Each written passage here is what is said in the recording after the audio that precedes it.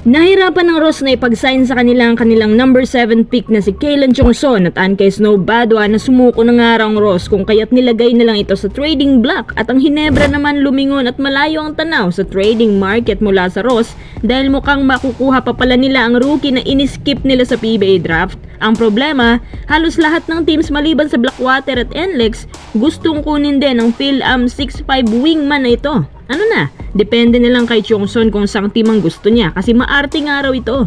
Mukhang gusto pa nga niya na gawing subastahan ang kanyang availability. Bago tayo magpatuloy, kung nais mong suportahan ang aking channel, just click subscribe and share. Nga pala, salamat po sa lahat na nag-like at nag-follow sa ating bagong TikTok account. Sa mga hindi pa nakapag-follow, baka naman.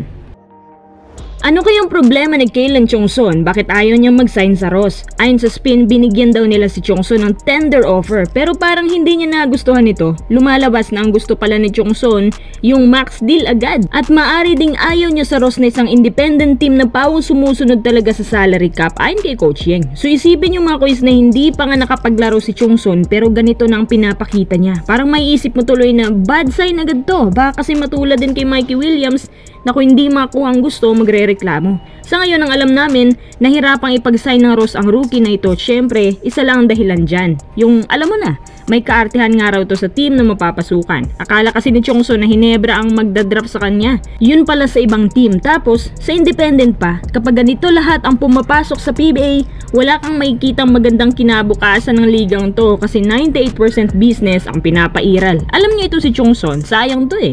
Maganda sana to sa Ross. Kapag nakuha kasi nilang player na to, instant impact talaga to. Athletic, shooter, masipag sa ilalim, mabilis, magandang composure, at hustle. Basically, makikita mo yan sa kanyang footwork. Para siyang hindi talaga rookie kung gumalaw. Kung sa bagay, para matagal ng pro yan, hindi lang pumasok sa PBA. Maaga din siya nagretiro sa ABL pero dahil sa isa pang opportunity na nakita niya, pumasok siya at mukhang babalik nga raw ito sa ABL. Ngayon naman ito, lahat ng teams interesado sa kanya including Hinebra. Halimbawa, nakuha ng Hinebra si Chongson at agad-agad nakapag-sign.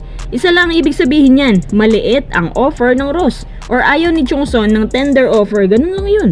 So sa demand pa lang, alam mo na kung saan yan lalanding. Eh di sa mga big teams yan, may bago pa ba dyan?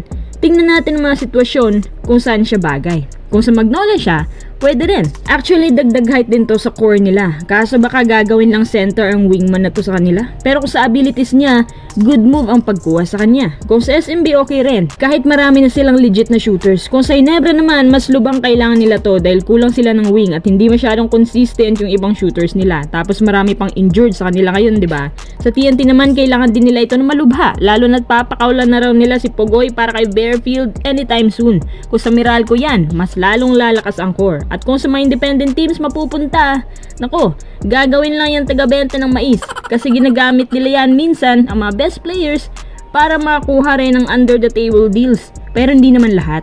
Sa palagay ko, ang pinakamagandang part kay Chongson, bukod sa hyper siya maglaro, maganda din yung defense at rebounding niya. Hindi siya buwakaw sa bola. Masasabi mo rin na versatile siya at madaling maka-adapt sa kahit anong system. Bibihira lang ang mga ganitong player ngayon. Pero sang team kaya siya nababagay?